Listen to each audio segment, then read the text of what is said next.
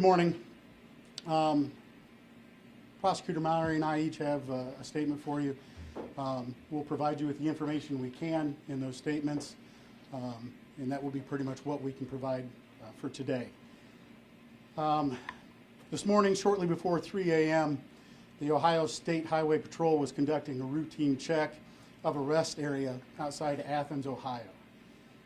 During that check, the trooper observed a red 2010 Kia Forte bearing Indiana registration AYW713.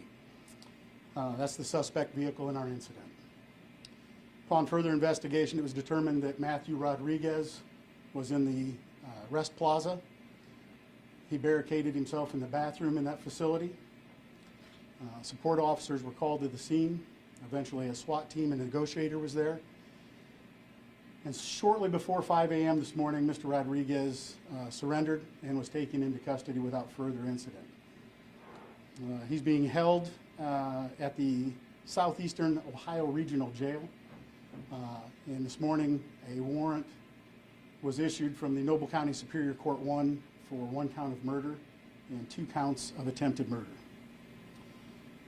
I do want to take a moment to commend my officers, and specifically my detectives, Detective Sergeant Hanshew, Detective Davis, the detectives and officers from other agencies that assisted us.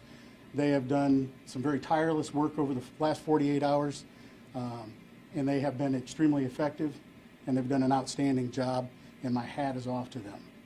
I'll turn it over to Prosecutor Maury now.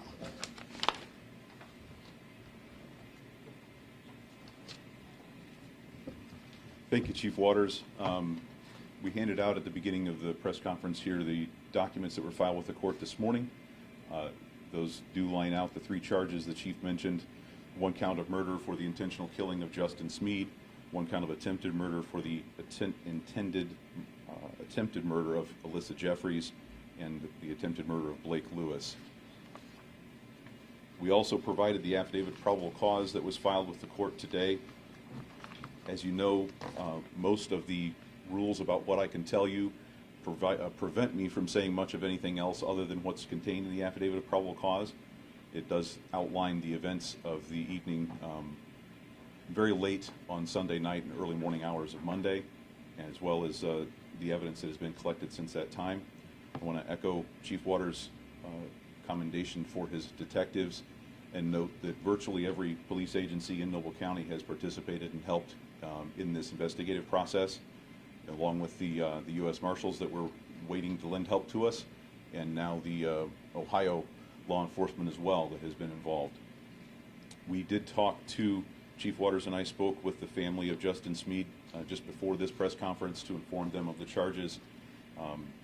Obviously, they are distraught with the loss of their brother and son of the sister and mother that we spoke with, but obviously our condolences go out to them.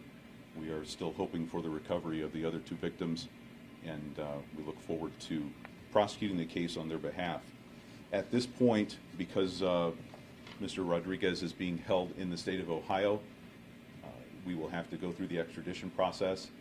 That process can take anywhere from a few days to a few weeks to accomplish, but at some point he will be brought back to Noble County, and that's where he will face the consequences for his actions. As I said, my ability to comment is fairly limited, but if you do have questions, we'll do our best to answer them. Any reason why down there? I'm sorry? Any reason why they found it down there? Why he's in Athens, Ohio specifically? Yes. I do not know of any reason why he's there. We had a number of indications about where he might go. That was not on the list of any place that I was told. Is it still believed to be random?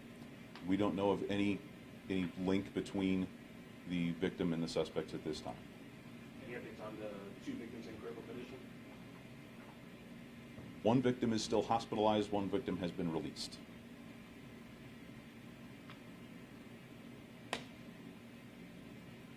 Did he say anything when he was arrested? Did he say anything? I have not been informed of that, and you're talking about when he was picked up in Ohio, yes. Correct? Yeah, I don't have any information about whether he did that, made any statements at that time or not. Was he alone? I believe he was. As it has been reported to us, yes, he was alone.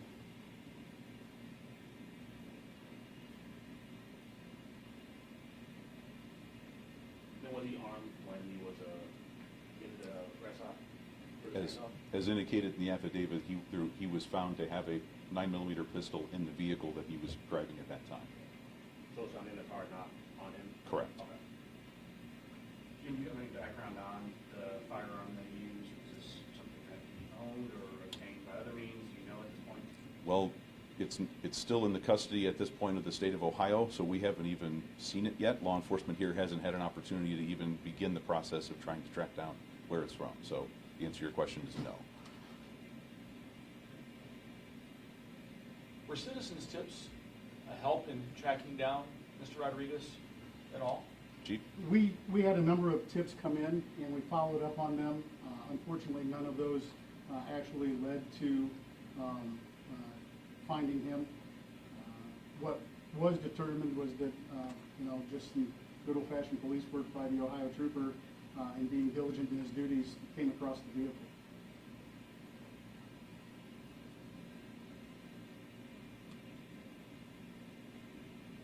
If we don't have anything else, we'll be glad to wrap it up and let you all get to work.